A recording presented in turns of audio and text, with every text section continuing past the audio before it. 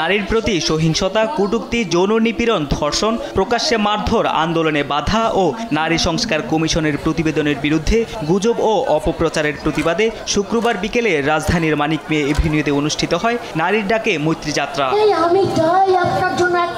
সমতার দাবিতে আমরা ঐক্যবদ্ধ স্লোগানে এতে বিভিন্ন বাম সংগঠনের পাশাপাশি অংশ নেন শ্রমিক, শিক্ষক, শিক্ষার্থী, সাংস্কৃতিক কর্মী, চা বাগানের শ্রমিক, যৌনকর্মী, হিজড়া, ক্ষুদ্র নিগোষ্ঠী সহ বিভিন্ন শ্রেণী পেশার মানুষ।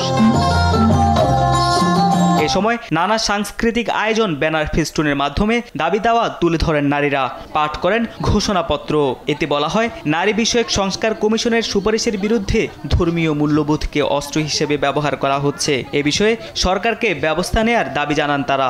গঠনমূলক আলোচনা সমালোচনার সুযোগ না রেখে নানা ধরনের অপপ্রচার চালানো হচ্ছে। দেশবাসীর সামনে উদ্দেশ্য প্রণোদিতভাবে ভ্রান্ত ধারণা উপস্থাপন করা হচ্ছে।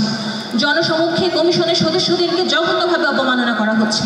সরকারের নিজের তৈরি করা নারী বিষয়ক সংস্কার কমিশনের সদস্যদের উপর এ ধরনের ন্যাক্কারজনক আক্রমণের পরেও সরকার কোনো ব্যবস্থা নেয়নি। এছাড়া আসন্ন নির্বাচনে শতকরা 33% নারী প্রার্থী নিশ্চিত এবং নারী ও প্রান্তিক জনগণের শিক্ষা, স্বাস্থ্য, সামাজিক অর্থনৈতিক ক্ষমতায়নে সরকারকে পদক্ষেপ নেওয়ার আহ্বান জানানো হয়। এখনও একই কাজে নারীরা পুরুষের চেয়ে কম মজুরি পান। দলিত, হরিজন ও আদিবাসী নারীরা জাতিগত নিপীড়নের শিকার হন। বাংলাদেশের শতকরা 96% নারী আজও ভূমির মালিকানা থেকে বঞ্চিত। এশিয়ায় বাল্যবিবাহের শীর্ষে রয়েছে বাংলাদেশ। আমরা লড়ছি নারীর ভূমিকা অধিকার প্রতিষ্ঠার জন্য।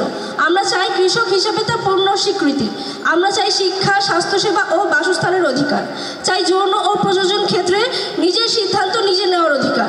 পরে একটি মিছিল খামারবাড়ি মোড় ঘুরে পুনরায় মানিক মিয়া এভিনিউতে গিয়ে শেষ হয়। তারেক মাহমুদ সুজন, দেশ টিভি, ঢাকা।